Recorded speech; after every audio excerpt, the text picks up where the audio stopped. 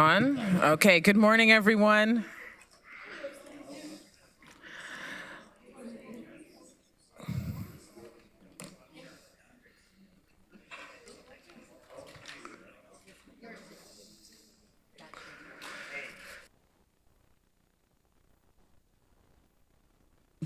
Good morning, everyone. Welcome to the Sustainability, Infrastructure and Development Committee meeting on October 8th, 2024. To members of council, please ensure that your e-scribe is on the Sustainability, Infrastructure and Development agenda. I will now call on Chris, the committee clerk, to conduct the roll call. Regional Chair Redmond. Present. Councillor Craig. Present. Councillor Deutschman. Present. Councillor Erb. Councillor Foxton. Present. Councillor Harris. Present. Councillor Hunick. Present. Chair James. Present. Councillor Liggett. Councillor McCabe. Present. Councillor Novak. Councillor Salonen. Councillor Shantz. Present. Councillor Vermanovich. Councillor Williams. Councillor Wolf. Present. Thank you, Chair. And we have quorum, correct? Okay. We begin by acknowledging that we are on the traditional territory of the Anishinaabe, Chinanton, and Haudenosaunee peoples and recognize their enduring presence on this land. We honor the land, the water that sustains us, the air we breathe, and Mother Earth who provides for all living beings. As we move on these lands, may we do so with respect, recognizing the deep cultural and spiritual connections with Indigenous peoples to this region. Let us commit to learning from Indigenous communities to protect the earth and to ensure our actions today support future generations. I'll now move on to item 3, declaration of pecuniary interest. Are there any declarations of pecuniary interest? Okay, seeing none. There are no presentations, no delegations. Moving on to the consent agenda. If there is anything from the consent agenda that someone wants to be removed, please let me know, let us know. I need a mover for the consent agenda. Moved by Councillor Wolf, seconded by Councillor Nowak. Okay, you will be prompted in e-scribe.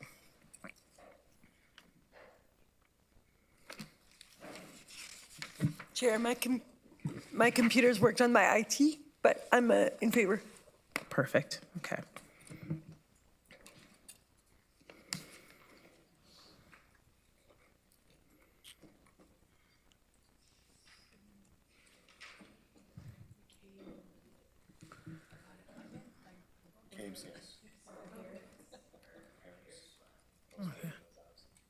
Okay. And Sue's good? I circulated an email this morning I received from our Waterloo District School Board in regards to the Franklin roundabout and their concerns and the parents' concerns about, there was discussions on the email about the underpasses and how homeless people tend to sleep under the underpass and things like that. So I'd like staff to consider what that email said and see if there's a way that we can sort of, they talked about lights. Okay, that will be on the agenda in a little bit, so we can raise that then. Thanks. Okay, so moving on to the regular agenda. Okay, we are at 7.1.1, strengthening wraparound supports for businesses. I'd like to call on Commissioner Rod Regier to introduce the report. Thank you, Chair James. So this report introduces a couple of programs that have been developed with our partners in economic development to support businesses in the next year or so. It utilizes funds that Council had previously allocated for the wraparound business support program in the early days of the pandemic. I believe it was the budget of 2021. So these are residual funds that have already been allocated for these purposes by Council. The partners have all been engaged, as have the area municipalities, in the development of the programs, and we think they'll make a significant contribution to some of the issues and challenges that our business community is facing and our labor market is facing as it evolves in the post-COVID era. Okay, thank you, Rod. I'm seeing no questions from council. Do I have someone who can move this? Councillor Wolf, second it. Councillor Foxton, okay, you will be prompted in e-scribe.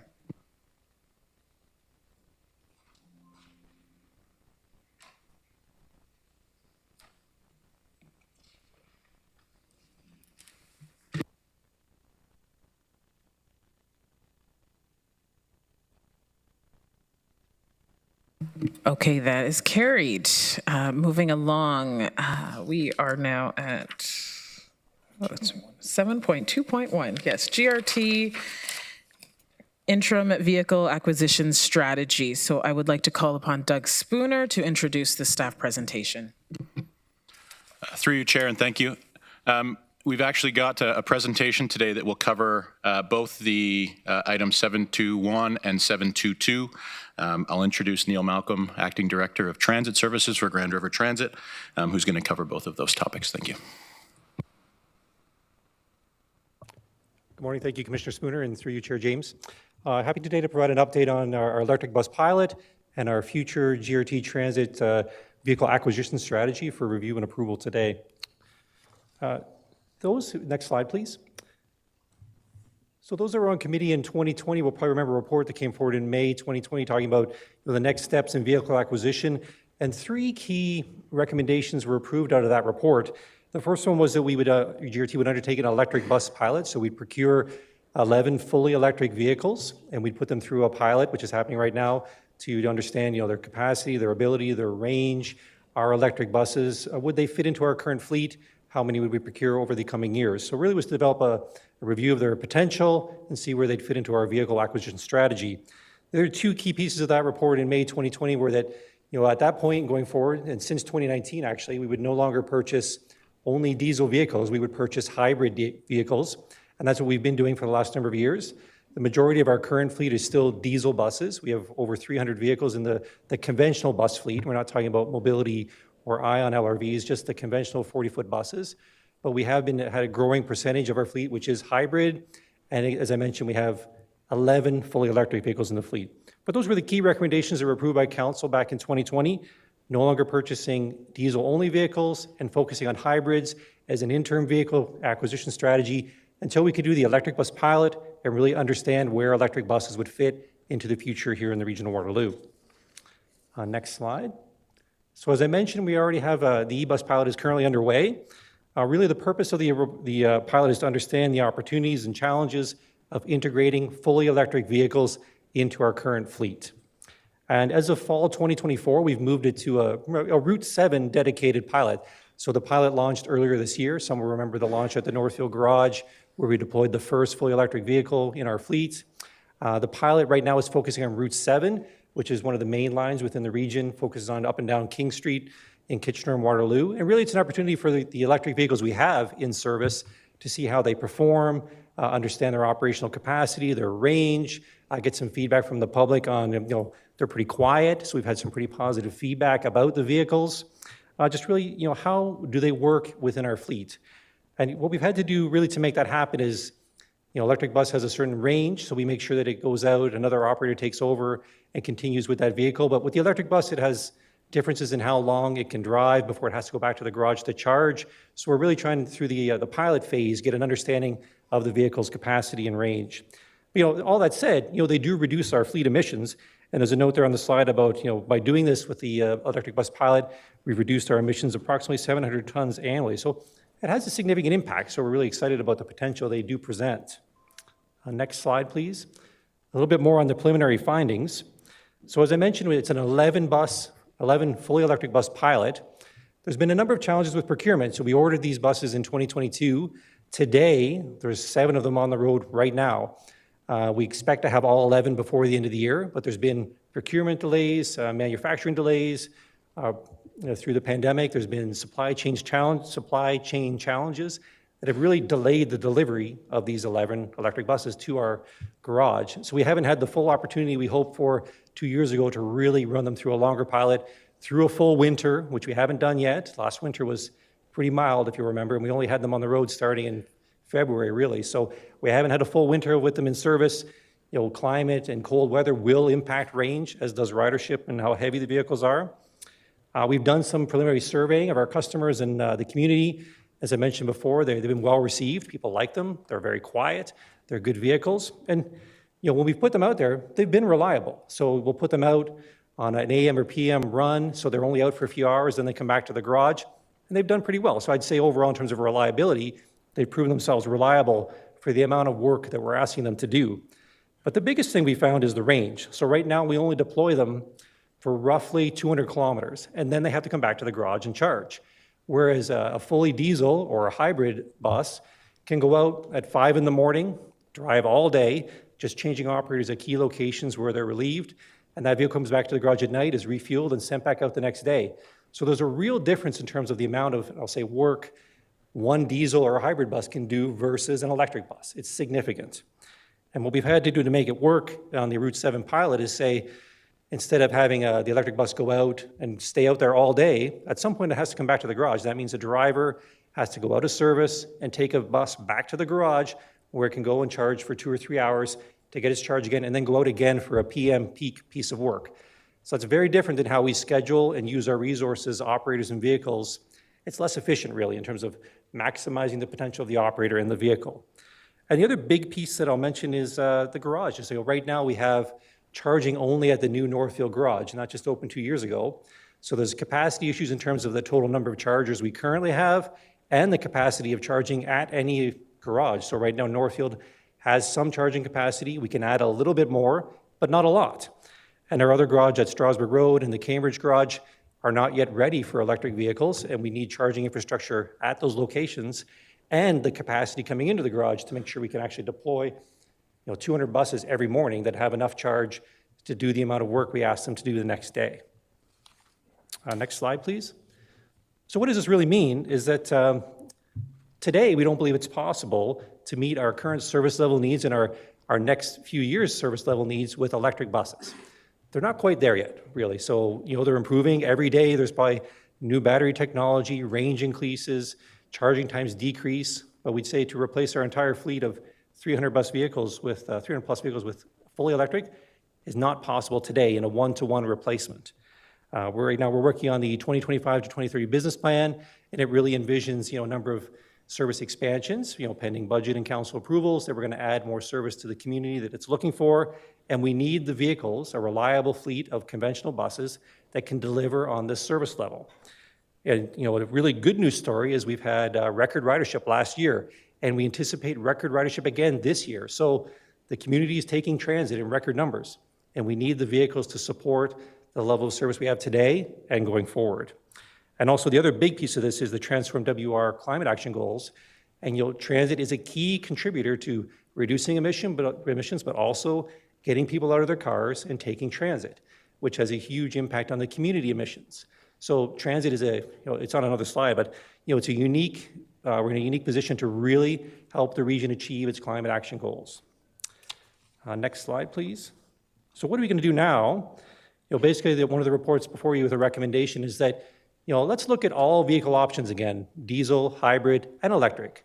It doesn't mean we're not going to buy more electric vehicles in the future pending committee approval, but we do need to look at what vehicles can we get, what vehicles are the manufacturers producing, and how can we get them in a timely fashion to make sure we can continue to deliver a certain level of service and to a growing community that's asking for more transit service. And also the current e-bus technologies, they don't today meet our needs for our current service level and our expanding level of service that we hope to provide in the future. So the recommendation, next slide please, is really to focus on looking at any vehicle in terms of our next stages in procurement, rather than not purchasing diesel and only purchasing hybrid as a strategy to get us to electric bus. In the meantime, while we continue to evaluate the electric vehicles, continue the pilot, we'll keep doing that, committed to doing that, and let's look forward to what vehicles can we procure in a timely fashion to keep the level of service where we need it to be.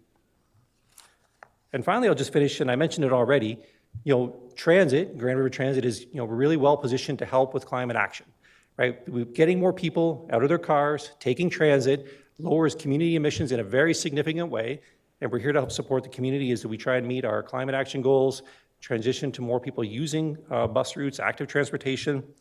GRT is the original and best carpool, and we still continue to be that. And we all know, transit reduces congestion, minimizes needs for road widening, and limits sprawl to connect and grow our communities with care. Thank you. Thank you. There are a couple of questions, and I just want to clarify that you were addressing items 7.2.1 and 7.2.2 in your presentation, and there is a recommendation with 7.2.1. So questions, Councillor Foxton. Just in reading your report, so the hybrids are the normal bus maker is not making them anymore. So have we sourced other options? Is that what I read that right? Yeah, through you, Chair James, thank you for the question.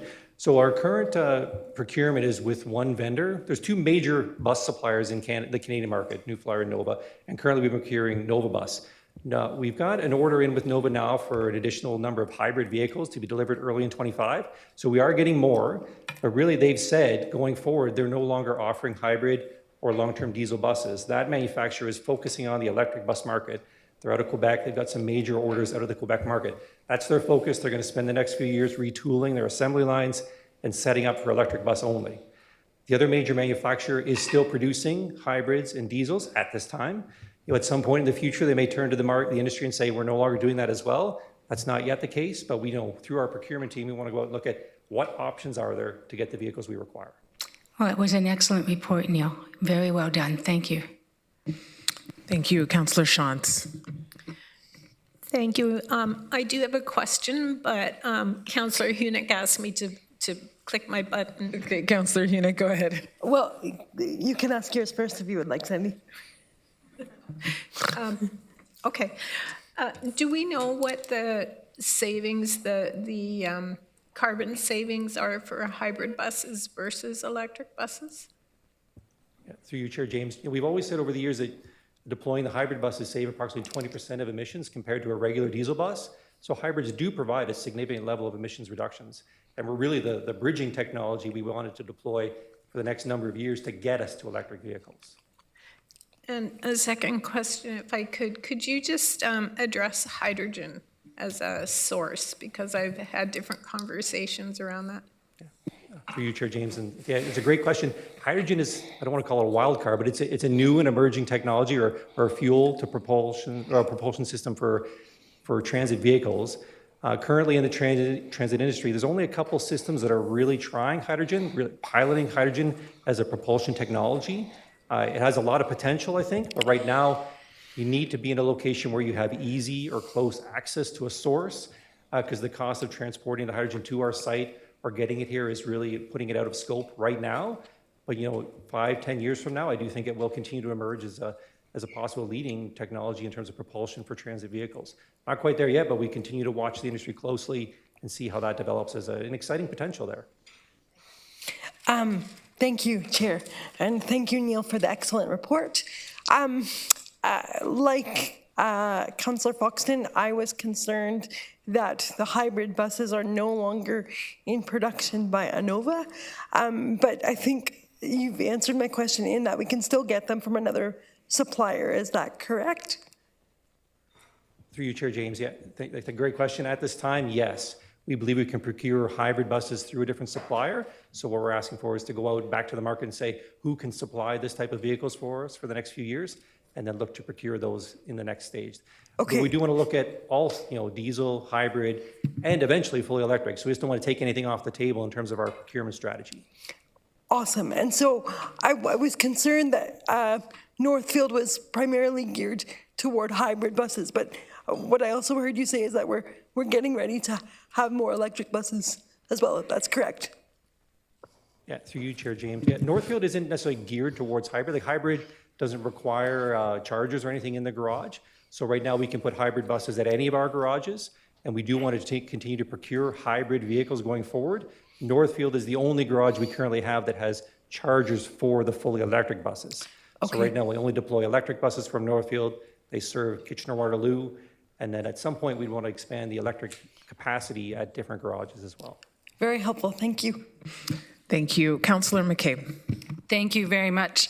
And through you, Chair, just wanted to give a shout out to Pat, who's here with us today, and the electric bus, because I saw them at Conestoga Mall on Saturday afternoon, working with Tracy Van Kelsbeek from Oktoberfest, doing a Stuff a Bus campaign. So thank you for participating, Pat, and the team that was there. And I actually got to ride the electric bus from Uptown to Conestoga Mall, and it was so packed, but it was also really very pleasant because it's so quiet. So anyway, just wanted to give a shout out to you for that, and hopefully you were able to stuff the bus.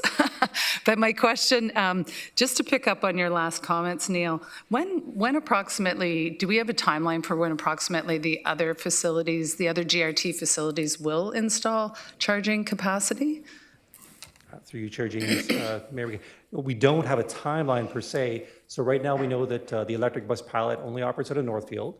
So what we'd have to do if we want to expand, once we finish the pilot, come back to committee and council for approval on next steps in terms of procuring more electric vehicles, we'd have to talk about procuring chargers for the other garages, retrofitting the Strasbourg garage in particular to handle electric vehicles. We'd have to talk to Innova about how to get enough power to the facility to charge the buses in those locations. What we can't have is 200 buses coming back to the garage and not being able to charge them to deploy the next morning. That would be a significant operational challenge. And their third garage, Cambridge, is really full. So the Cambridge garage has 60 or 62 vehicles, and it is packed, has room for no more. And really we need to look at a 10-year replacement schedule for the Cambridge garage to find a new location that's larger and could be built perhaps as a fully electric garage if the time is right and it's the right time to do so. Okay, thank you. And I didn't catch the name of the company in Quebec. Is it Nova that's moving to fully electric buses? Yeah, Nova Bus is our current vendor of record for conventional buses. And right now their strategy, as they've announced, is to move away from hybrid and diesel and retool to provide only fully electric vehicles to the market. And did they give you a projection of like when they will have electric buses that can do more than that can meet the 1,000-kilometer? Is that really what the range that we're looking for? Like, did they say they think it's 5 years out or? Through you, Chair James, I don't have an answer to that. It's every year they produce a new vehicle that has a longer range. Same with electric cars. Like it seems every day there's a new battery, there's better charging infrastructure. It changes so fast. It's really an exciting time in transit, but it's hard to stay on top of it in terms of the propulsion. They haven't given us a date where they could do a set range. What we probably would need to do if we get to a point where we feel comfortable that the range is enough, say 300, 400 kilometers, then we would look at how we schedule our work with operators and vehicles to make use of whatever range the manufacturer can provide. As a company, they've decided that they need to retool their assembly line and go all in on electric. That's where they think the industry's headed. Other manufacturers aren't quite there yet or haven't announced that. So we're working with what we know from the transit industry and what vehicles we can acquire. Okay, and just my last question, if I could, just curious if there's any double-decker options, do you think that might come into the, whether they're hybrid or diesel, just because some of those routes are so busy, and if that's, pardon me, something that we're looking at. Thank you. Through you, Chair James, no, we haven't actively been looking at double deckers. I know Metrolinx has a number in their fleet, and Commissioner Spooner might want to speak to that, but we do have a plan or have a long-term plan to get articulated 60-foot buses. It was always the strategy. Once we open the Northfield Transit Garage, we now have the capacity to maintain with the bays and the capacity for a 60-foot bus. And there's certainly a number of routes that could use a 60-foot bus today because they're busy enough. And there's significant labor costs. You can deploy a bus and a half with one operator versus one 40-foot bus and an operator. So the labor cost with a longer bus is really where we want to get to. But the challenges there, we don't have a lot of bus stops that are built with a long enough landing pad for accessibility at all 3 doors. Some of our facilities, like at the UW terminal, aren't built to handle a 60-foot bus, and some of our other facilities are the same. So and also the third piece on the 60-foot bus is we were going to get hybrid 60-foot vehicles. They're no longer available to us. Fully electric 60-foots aren't available to us. So really, if we move towards 60-foot vehicles, they'd have to be diesel at this point in time. That'll change over time, of course, but they are part of our long-term strategy. Thank you, Chair Redmond. Thank you, Chair James. My questions were very much along the lines of Councillor McCabe's. So one of your answers, Neil, twigged in me. If we're improving the number of kilometers on a bus as we go forward, is there any opportunity to retrofit the ones we have now to get that greater mileage? Yes, through you, Chair James, that we can. So there's a company in Mississauga that does vehicle retrofits that we've actually explored doing a pilot with to take an older diesel bus that's still in good condition within our 14-year life cycle, and then they would take it away and for a cost would retrofit it to be an electric vehicle. So that is an option we can look at on both ends, buying new electric vehicles, but also retrofitting some of our older ones to be electric. There is a cost to doing that, and we have to make sure the vehicle's still within its life cycle in good enough shape that we want to keep it on the road for more years. But that question is, yes, it's possible. And I'm assuming my second part of the question Councillor McCabe asked was what would the cost be, because it would be a capital cost, but I am sort of surmising that it would depend where it was and whether we were building new or retrofitting an existing facility for the buses. Through you, Chair James, like the cost to procure new vehicles? No, to to install the kind of charging that would not make everybody go back to Waterloo. Through you, Chair James, off the top of my head, I don't have the cost to do a retrofit of an older diesel bus. We could provide that pretty easily to committee if they want to know that. There is a cost, and it wouldn't be insignificant to go back and retrofit an older vehicle to an entirely different propulsion system. So it would we'd have to keep the vehicle longer, make sure it would probably need other long-term maintenance that we sometimes avoid now with our 14-year life cycle. We wouldn't need engine or transmission rebuilds, but it may need frame rebuilds if the frame is worn out after so many years and kilometers on the road. So the longer we keep vehicles, there is additional preventative maintenance costs to keep them out there. And just changing to an electric version would also require other significant capital investment in maintaining those vehicles longer. Thank you. Chair James, I'd be happy to move it when it's appropriate.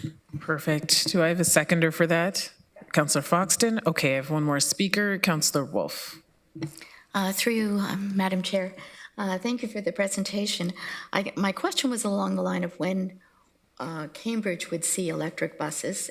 So I guess that sounds like we need a new garage as well as chargers. Is that correct? Through you, Chair James, technically yes. Like right now, because we only deploy the electric buses from Northfield, they don't have the range or the capacity to serve the community in Kitchener-Waterloo and make it to Cambridge and do some service there and then come back to the garage to charge. So we don't currently deploy electric buses to the Cambridge service area. We need to have buses that could deploy from Strasbourg or potentially long-term a new Cambridge garage with electric capacity to serve the Cambridge area as well. We want to. Okay. Be clear. All right, so waiting again. But a compliment for GRT. I heard from 3 separate people who were very pleased about the increase in the use of the transfer. So a mother and daughter went from Ainsley Street Station to St. Jacob's Market, shopped for an hour, and came back, each of them only paying $3.75. And other people talking about going to a doctor's appointment or even just getting groceries and back, and very pleased that the transfer system, with the increase we made, makes it possible to do this. So kudos to you.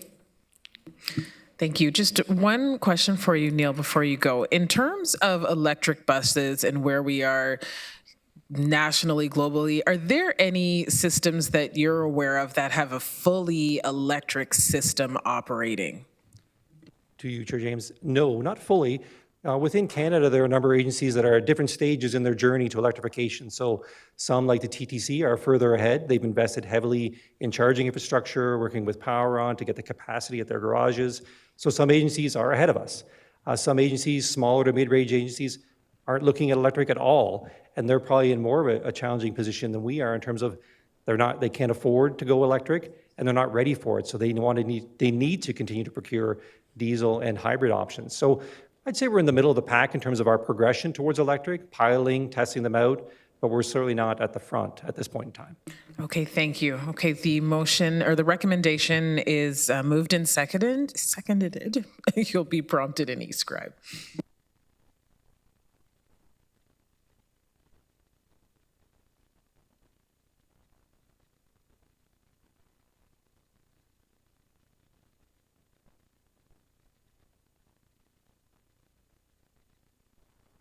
Okay, that carries. So this presentation also encompassed 7.2.2, and that was for information. Moving on to 7.2.3, Growing with Care Water Supply. I'd like to call upon Jennifer Rose to introduce the presentation, and if there are any questions, she'll be happy to answer them after. Thank you, Chair James. So good morning, everyone. This presentation will cover both the water supply report as well as the water and wastewater infrastructure report. I wanted to come to committee at this time regarding the water supply strategy as we are getting ready to launch our consultation meetings. And I also wanted to give information in the infrastructure report of a snapshot of the region's water and wastewater infrastructure and what we do to mitigate emergency repairs. Next slide, please. The region is unique in Ontario as the largest community, which relies on groundwater for 80% of its water supply, with 20% coming from the Grand River. The groundwater used is monitored by the Ministry of the Environment, Conservation and Parks through permits to take water. It is the MECP which monitors and allocates groundwater, as groundwater is not owned by anyone. What I mean by that is no municipality owns the water within their municipal boundary. Any use of groundwater or surface water is subject to permits to take water issued by the MECP. Region staff have many permits to take water for our wells and the Grand River. The regional recharge area is the area where the groundwater is replenished from rain and snowmelt. Regional policies embedded in the regional official plan have protected the regional recharge area in the Waterloo Moraine, and these mimic the protections built into the Oak Ridges Moraine Act. The drinking water for the region is supplied mostly from the geography of the 3 cities, and the water is distributed by the region to the cities and township communities through the integrated urban system. Protecting the moraine protects groundwater quantity and quality for future growth in the region and is an integral part to ensuring we can provide water to 1 million people in 2050. As you know, we grew last year in population equivalent to the town of Woodstock, and all of those people need water every day. Next slide, please. The region of Waterloo has been optimizing supply from groundwater for decades and has been doing a fantastic job through infrastructure optimization and water efficiency and conservation programs. The previous water supply strategy identified infrastructure to support growth, including the projects listed here. I'd like to highlight the G4 and G4A well upgrades, as the region received a huge grant from the province of almost $3 million, which will create a net 2,680 homes in Cambridge, and these wells will then support a total of 4,480 homes. Due to the diligence taken by previous councils and staff, there is enough water currently to support just over 202,000 more people throughout the region. This information is updated annually and is publicly available on the region's website. And if you go into the water and wastewater monitoring report, you will see that it's broken down by municipality. Next slide, please. The current water supply strategy will position the region to accommodate the 1 million people expected by 2050. The region is the fastest growing community in Canada, and infrastructure planning is key to support the new homes required for the future. The water supply strategy is an environmental assessment. This means that alternatives for water supply will be explored and then evaluated through a series of workshops and consultations. The 3 main elements of a water supply strategy are optimizing our current supply sources, water conservation and efficiency, and looking for new local water supply. The region is engaging with the public and our area municipal counterparts as part of this study. Since the region's drinking water supply comes primarily from groundwater, there will be a significant push to find new and innovative ways to conserve water. Next slide, please.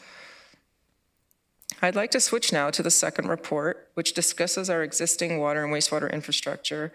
We have received many inquiries from media and others on the water pipe coupling repair we completed recently on our raw water transmission main, which brings water from the Grand River to the Mannheim Water Treatment Plant.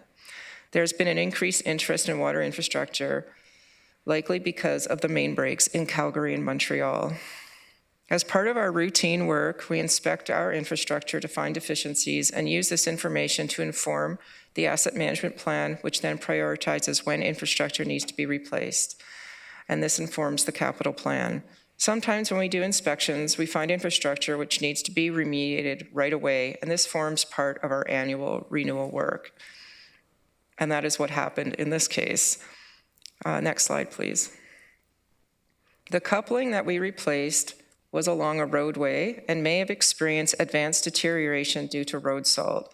The coupling was protected from corrosion with a wrap, which is used to slow down or prevent corrosion.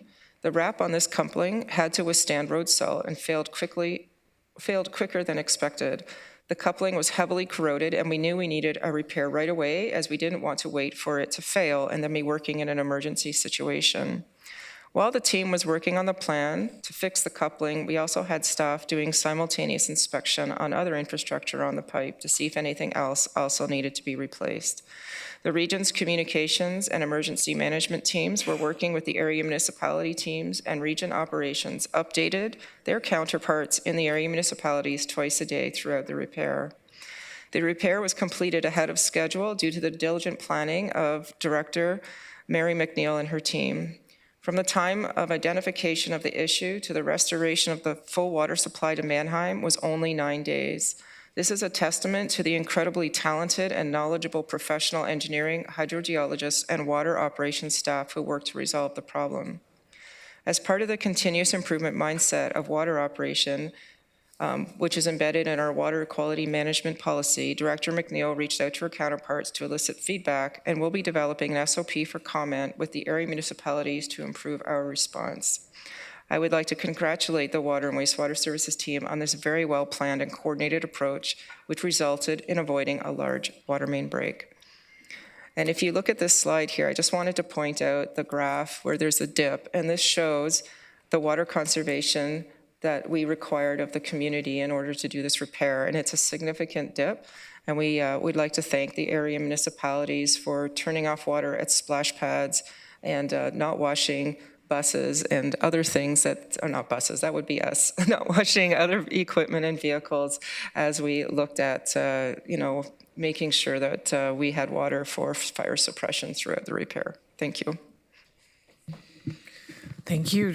Just a reminder, these two reports are for information. I have a question from Councillor Shantz.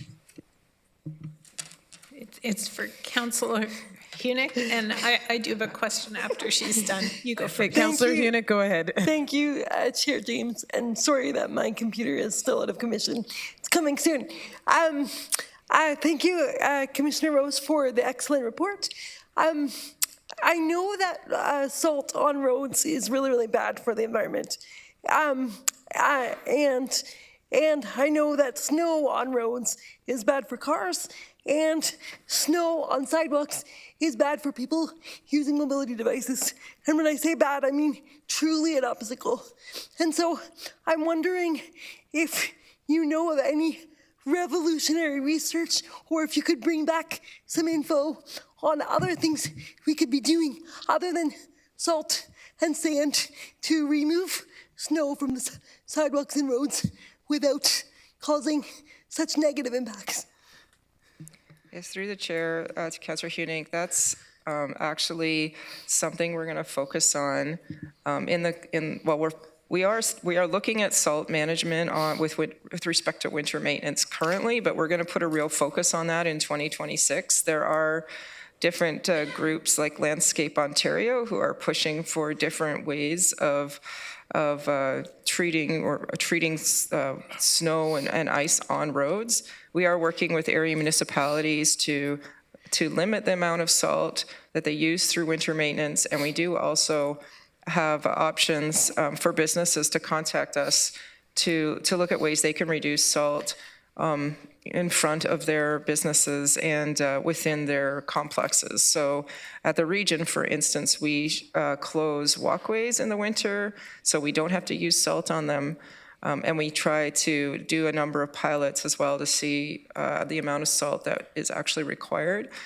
To this date, I have only heard of beet juice, and I think there's different sand options that are available, but I would have to defer to the winter maintenance team on other applications of that they use for winter maintenance. But I'm happy to bring back a report, but it would probably be more in 2026 with respect to where we're going with our salt management strategy. Thank you. I appreciate that you're looking toward this. I think what most people don't realize is that packing down the snow on the sidewalks is not actually a viable option, because even an inch or two can be a huge impediment to someone using a wheelchair or another mobility device.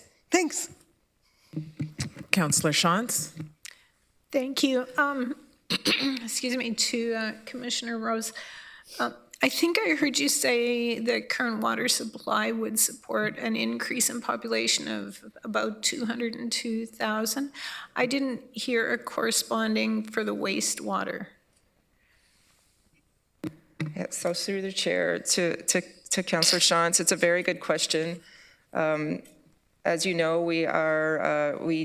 our effluent does go into various rivers and streams across the region, and there is a limitation on the amount of effluent that the rivers and streams can take. We do look at this through an assimilative capacity study. We will be doing a wastewater master plan starting next year to look at different options for wastewater management that will look at the assimilative capacity in the rivers and the streams, but it is certainly a challenge for the region from the wastewater perspective. But I do know that there are different innovative things that we can look at through the wastewater master plan that could hopefully solve some of these issues. Councillor McCabe.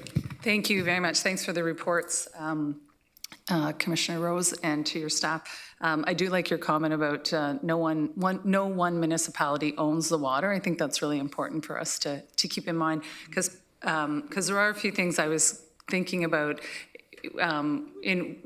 thinking back to March 2024 with the presentation that or the reports that you presented regarding around, like the amount of growth that's projected and where some of the growth is being proposed, and, if certain projects move ahead, like what would be required from the region in terms of servicing that growth and the potential for even needing a pipeline. So I'm just curious if you could maybe talk a little bit about how the water resources are allocated to the different municipalities. Yeah, certainly through the chair to Councillor McCabe. What we do right now under the current system is we allocate water. The region allocates water to individual developments. So when a development comes in, there's an agreement that I sign actually saying that we are reserving this capacity for your development. And that's what helps us inform the water and wastewater monitoring report annually, because we know that we've reserved that water for that particular development. Thank you. So if if municipalities have concerns about maybe things that are happening in another municipality, like how do we work on issues like that? Like, and what role does the region play? Through the chair to Councillor McCabe, that is work that's being looked at through Commissioner Regeer's team, and unfortunately he's not at his seat right now. Oh, is he here? Perhaps he could answer that question for you. Sorry, Rod. He's having his breakfast. Well, Rod, I think you can still hear me, because part of what I'm wondering is, I recall hearing earlier in the year about the amount of housing units that are already approved but not yet started, versus some of them that are may still be proposed. And I'm wondering kind of how we balance that and where that will happen. And, particularly I'm concerned about staying away from things like building on the water recharge area. But what is the amount of already approved housing units across the region? So at the present time, the last report that I had indicated, we had about 38,000 units that were unbuilt in existing plans of subdivision. So that's in greenfield areas. Those existing plans of subdivisions were either approved and registered or pending approval. And that number's actually increased by about 5,000 units since last year. So we see an increasing supply of development lots. All of those lots are inside of the urban area, and none of them are on groundwater recharge areas. So they're in conformity with the regional official plan and all of the area municipal official plans. Okay, thank you. Can I ask another question? Or I don't know if there's anyone else in there. Oh, okay, I'll wait. Cue back in, Councillor Okay. McCabe. Councillor Craig.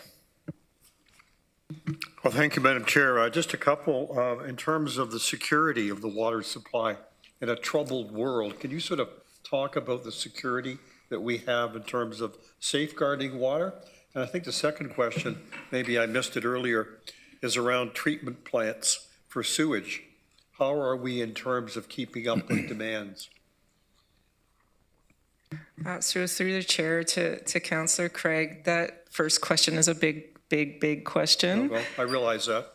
We need to talk about it, though. Around security of water. I mean, I know a lot of other countries are eyeing Canada as I think we have the largest access to fresh water in the world, if I remember correctly. And they're eyeing us with envy with respect to that. So what the region can do in our own little piece of the planet is to protect our own groundwater sources through things like the regional recharge area. If the province does have a Clean Water Act, which does protect groundwater, but it's more of a reactive act. The regional recharge area, which is embedded in the regional official plan, is proactive in its way of safeguarding our water supply. And that's both quantity of water, so the amount of water, but it's also important to remember the quality of water, because even though we find water in certain areas, we may not be able to treat it so that it can be used for drinking water. So there's various minerals that could be present in the water or even possibly contaminants. So we do our part at the region. We work really, really hard between planning and our hydrogeologists to make sure that we can safeguard the source of our drinking water within the region. The second question about wastewater treatment plants, we do have capacity within our wastewater treatment plants for the growth that we have planned. That's through a wastewater treatment master plan, but we need to upgrade that plan because we're a very fast-growing region, and population numbers that were used with the previous plan have increased since then, and we need to take a look at that, and we also need to take a look at what has happened in order to understand what the assimilative capacity of the rivers where we put our effluent are. There's also different technologies, different ways we can move wastewater around, and that I think will have to be part of the innovative piece of the wastewater master plan we're starting in 2025. Thank you. Councillor McCabe. Thank you, and thanks, Councillor Craig, for that question. That was really interesting. Just wanted to ask just a couple quick questions about the repair that was recently done. Did you say that it was from the time it was detected, the bolt or whatever it was that was very rusted, so from the time it was detected to the time it was fixed, it was a total of 9 days? And that is correct. Okay, thank you very much. I appreciate that clarity because I'd heard some other information about that, so I'm glad that that's out there. And my other question is just thinking about what happened in Calgary, and my understanding is that like the repair that they needed, or the emergency parts they needed came from San Diego. So how reliable, or do we have a sense of how reliable are the supply chain is if we faced something like that, or, you know, if you do, or staff do in their work, find areas that need to be repaired, like how quickly and how reliable is our emergency supply chain? Through the chair to Councillor McCabe, there is, you know, we are water nerds. And we are a very small community, and we're well connected. So where we don't have a piece of infrastructure, a pipe or a pump, someone else does. So that's why that piece came from San Diego to go to Calgary. Like, I got an email asking, and I'm sure Director McNeil got an email as well, asking if we could help with the Calgary repair, if we had that infrastructure. However, we do try to have where there's weird sizes. Sometimes there's weird size pipe that's out there, or we have unique pumps. We try to have those on hand in case of an emergency. The reason this repair went so well is You mean the repair in our community? in our community went so well is really the leadership of the director and her team in planning A, B, C, D, E. What else could go wrong? What else could fail? And we had all of those parts available before we even started the repair so that we could do it as quickly as possible. So I think it was a 4-day planning. Yes, she's nodding. It was a 4-day plan and a 3-day repair, simply because we had everything available. We had contacted the fire departments, the area municipalities were on board. It was planned so well. I actually, in my experience of 20 years, have not seen a repair go that quickly before on such a large pipe.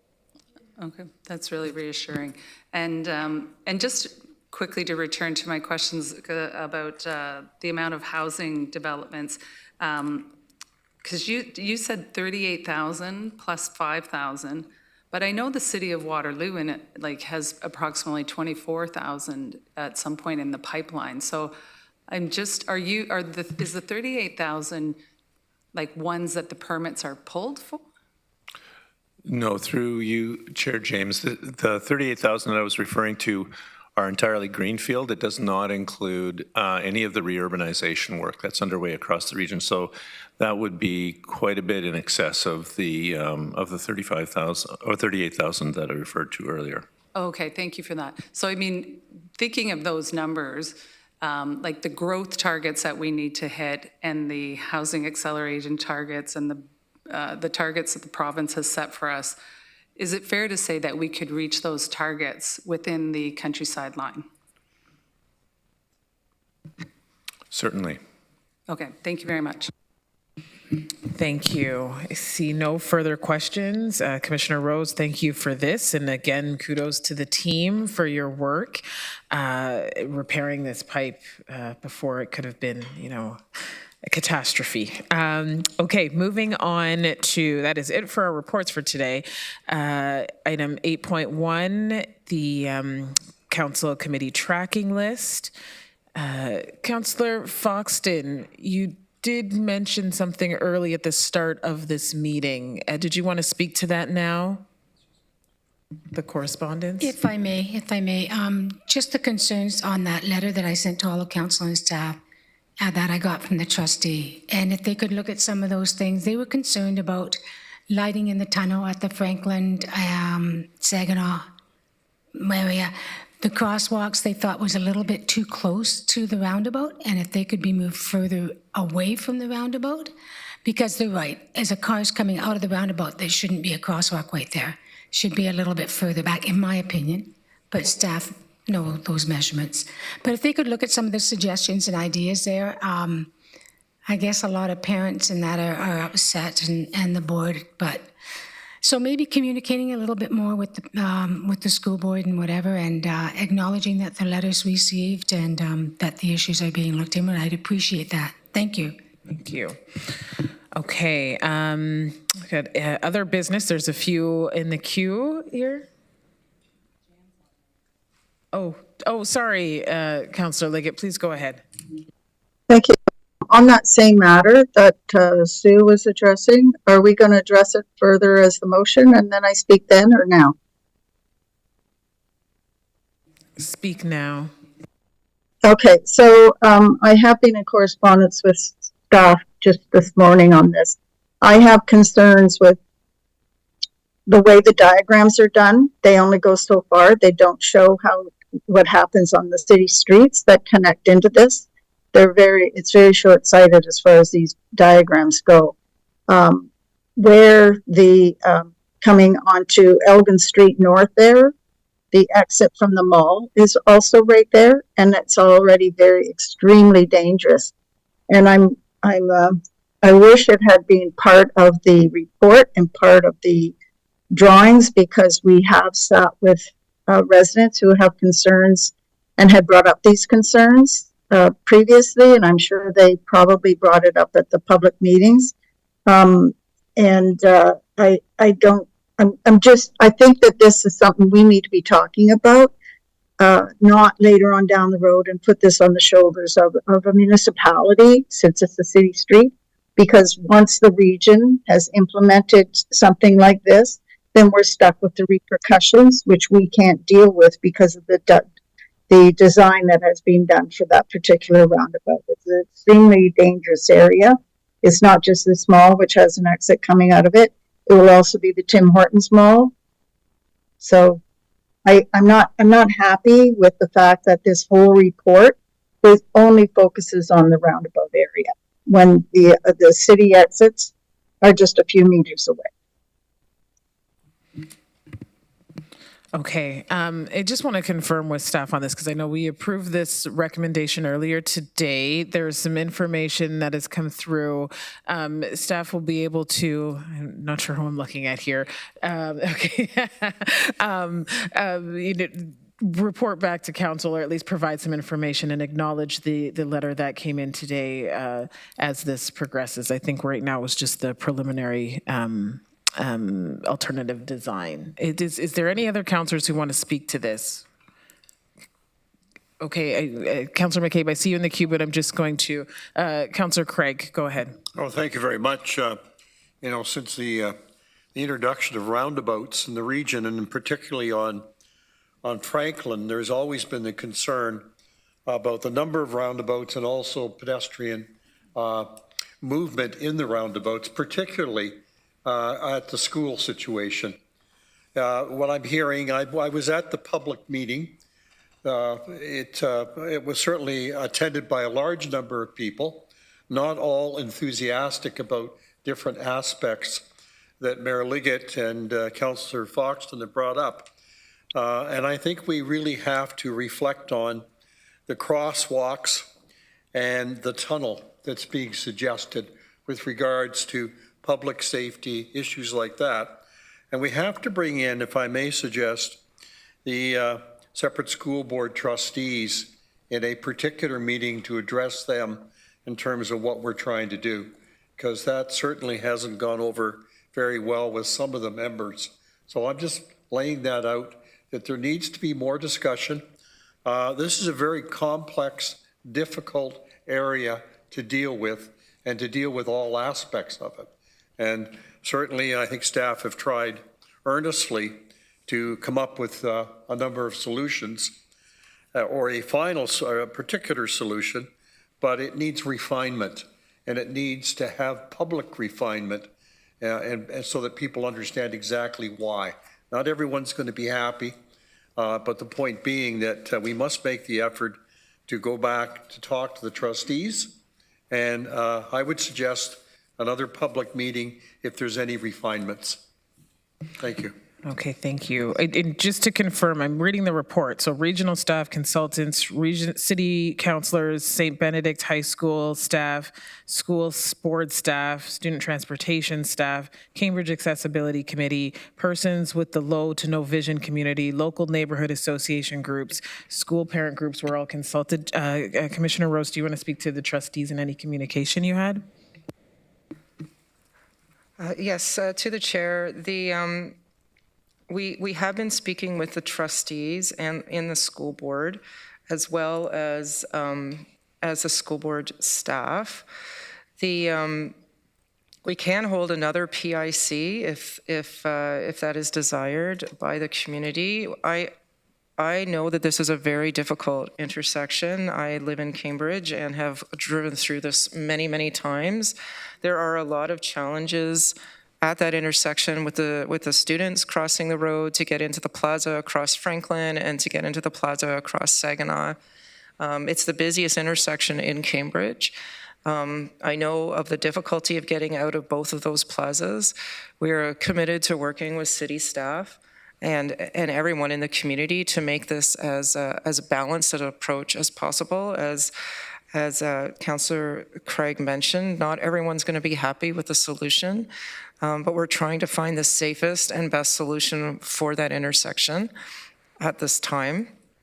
And the refinements also will come forward as we go through detailed design. So right before you now is the concept, and the detailed design. We stop at 30% design, 60% design, and 90% design. And as we keep going, it refines even more and more.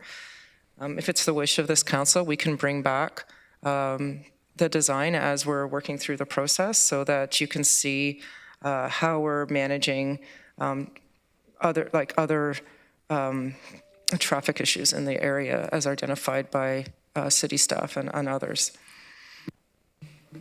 Okay, thank you. And I think it would be beneficial for council to be brought forward with updates as this goes on, just for transparency. Councillor McCabe. Thank you. My question's about totally something different. Okay. I believe it was about a year ago, I had asked about carbon budgeting. And so I was just wondering where that is in terms of like a timeline or what's happening. I'm just looking for an update on that because I believe I was told at the time that it's not actually a finance question. It's more of a question for Mr. Regeer's department. So just looking for an update. Thank you. I'm sorry, can you repeat the question? Carbon budgeting. We had talked at least a year ago about that, and I understand it's actually implementing something like that is a significant shift for an organization, but my understanding was that you or staff were going to take it back to kind of give a sense of what's involved, what would that look like. So just wondering if there's an update we can have, if not right today, if it could be added at some point. Yes, I know that staff are planning an update on the carbon budget project. I'm not exactly certain which council cycle it will come through. December is ringing a bell for me, but let me confirm with staff and get back to you. Okay, thank you. Just confirming, Councillor Shantz, you were in the queue, or? My question was dealt with. It was regarding engagement on the Franklin roundabout. Thank you. Okay, and Councillor Foxton. The only thing I was going to speak further on is that there seems to be confusion on the amount of talk to the school board trustees said the school board knew nothing about this. And the family group from the other schools said they didn't know anything about this. So we need to clarify what actual type of communication we did do and whether it was what we wanted to achieve. Thank you. Thank you. Commissioner Rose, I just have one question. If you could provide an update, again, to the team working on that passenger bridge that did an amazing job a few weeks ago. Can you just report on kind of where we are with that process? I know we drove past it. It seems there's still some incomplete, and I think just for public awareness, when that bridge will be completed. Absolutely. To the chair, to the committee, I just have an email here from my staff member with respect to this. I know that they've been listening to construction and the beeping for a long time, and the beeping can be a lot if it's been going on for some time. So we've completed the road paving along Avalon Place, and we'll soon be constructing new asphalt multi-use path on the south side of the road. Final earth grading, cleanup, and restorations expected to be completed by early November. We still need to complete work on the ramp adjacent to Avalon Place as well. The ramp structure and staircase are in place, but finishing works for the ramp, walkway surface, noise wall, steel welding, railing, and embedded LED lighting works remain. and we're hoping that this work will be completed by spring of next year. With road paving complete, no further significant roadway encroachments are anticipated. However, there still will be typical construction noise within the noise bylaw limits expected for the asphalt multi-use path construction and earthworks. So, thank you. Okay, so I have no other business. The next meeting is scheduled for November 5th, and I now need a mover and someone to second this to adjourn the meeting. Councillor Foxton and Councillor Erb. You'll be prompted in e-scribe.